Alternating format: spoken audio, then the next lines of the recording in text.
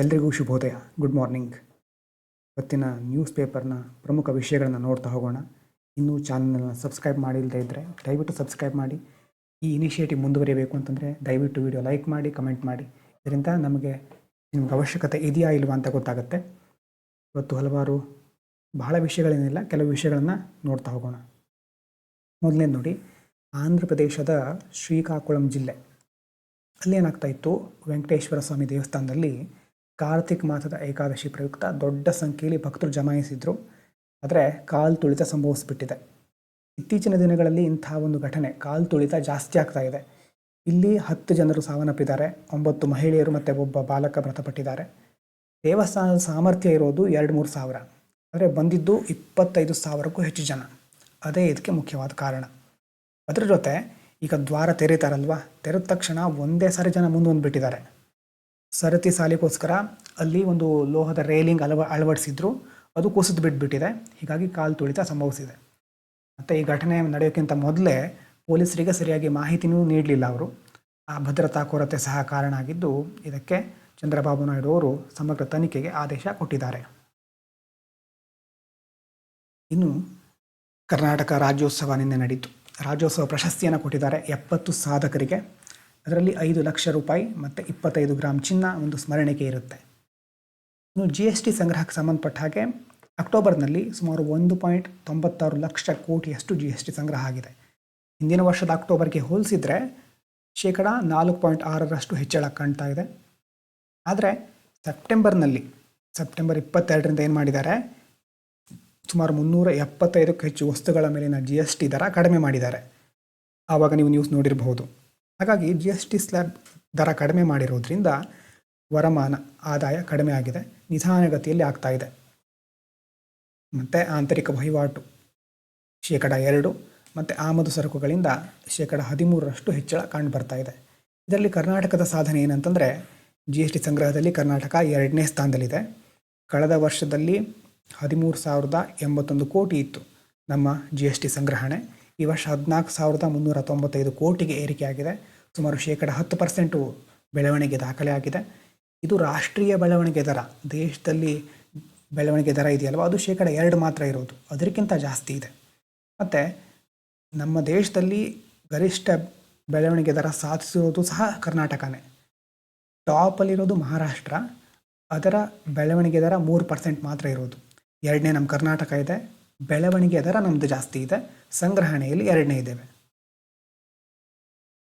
ಇನ್ನು ಇಸ್ರೋದ ಭಾರಿ ಉಪಗ್ರಹ ಉಡ್ಡಯನ ಇವತ್ತು ನಡೀತಾ ಇದೆ ನೋಡಿ. ಸುಮಾರು 4,410 kg ತೂಕದ ಒಂದು ಭಾರೀ ಸಂವಹನ ಉಪಗ್ರಹವನ್ನು CMS-03 ಇವತ್ತು ಸಂಜೆ 5:26ಕ್ಕೆ ಶ್ರೀಹರಿಕೋಟಾದಿಂದ LVM M5 ರಾಕೆಟನ್ನು ಬಳಸಿ ಉಡಾವಣೆ ಮಾಡಲಿದ್ದಾರೆ.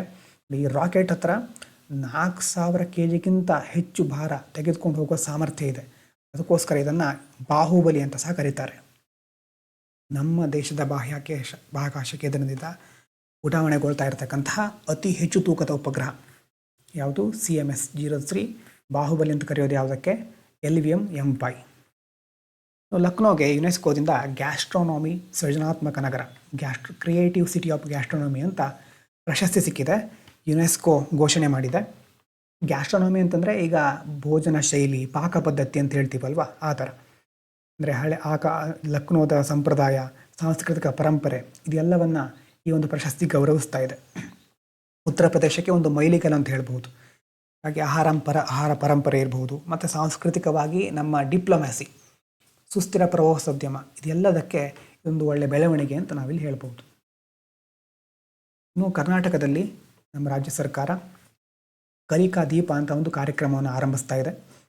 ಇದರ ಮೂಲಕ ಗಣಿತ ಮತ್ತು ಭಾಷಾ ವೃದ್ಧಿಗೋಸ್ಕರ ಶಾಲೆಯ 4ರಿಂದ 6ನೇ ತರಗತಿ ವಿದ್ಯಾರ್ಥಿಗಳಲ್ಲಿ ಗಣಿತ ಮತ್ತು ಇಂಗ್ಲೀಷ್, ಕನ್ನಡ ಭಾಷೆಯ ಕಲಿಕಾ ಸಾಮರ್ಥ್ಯವನ್ನು ಹೆಚ್ಚಿಸಲಿಕ್ಕೆ AI ಯೂಸ್ ಮಾಡಿ ಕಲಿಕಾ ದೀಪ ಕಾರ್ಯಕ್ರಮ, ಏಕ್ ಸ್ಟೆಪ್ ಫೌಂಡೇಶನ್ ಅನ್ನುವುದರ ಸಹಯೋಗ ಪಡ್ಕೊಂಡು ಇದನ್ನು ಮಾಡ್ತಾ ಇದ್ದಾರೆ.